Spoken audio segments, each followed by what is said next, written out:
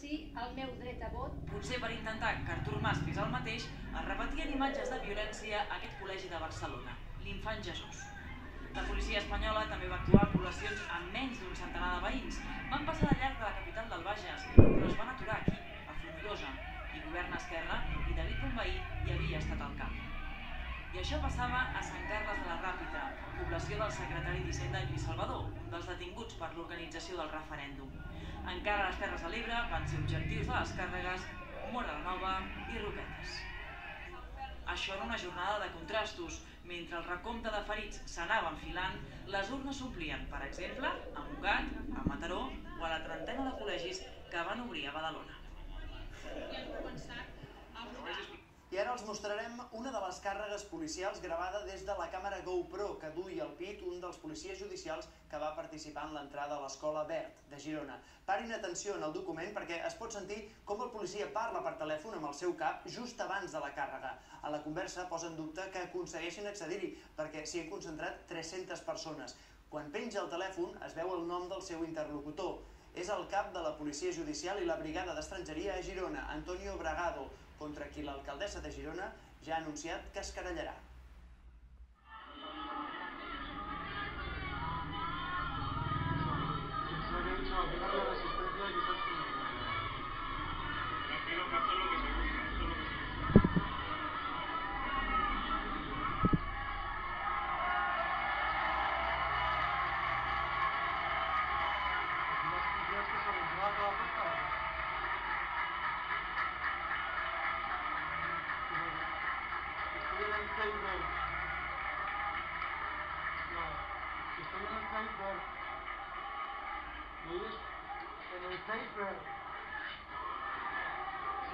Aquí no se va a poder entrar, ¿no?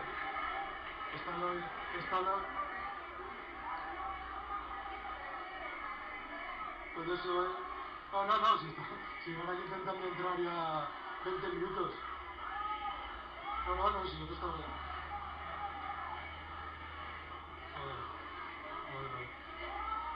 Vale.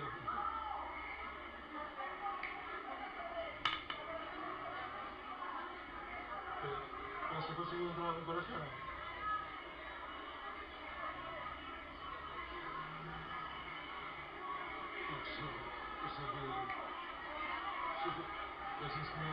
Si es que cuando hemos llegado había... Dicen que estaba bien, había 300 personas en la puerta.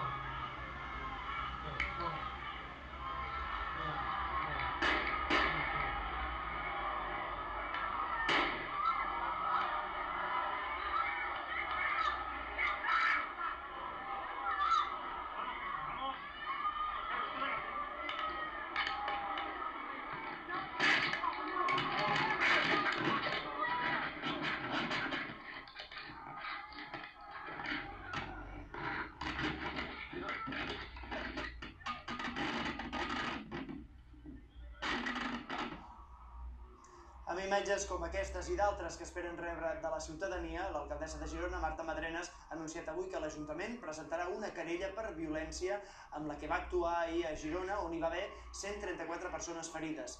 Madrenas insta als ciutadans que van resultar ferits que denunciïn els fets als Mossos d'Esquadra o a la policia municipal i demana que els facin arribar a l'Ajuntament fotos o vídeos de les càrregues. Exigeixen la retirada immediata de tots els efectius policials i la dimissió del delegat del govern espanyol a Catalunya, Enric Millo. Del referéndum. Ha habido 19 heridos de la Policía Nacional, según me dicen, y 20 heridos de la Guardia Civil. He visto las imágenes. Ha habido 400 agentes de la Policía y de la Guardia Civil que han tenido que ser atendidos. Ja ho veuen, repeteixen l'error. Doncs el conseller de Sanitat demana en quin hospital els han tractat.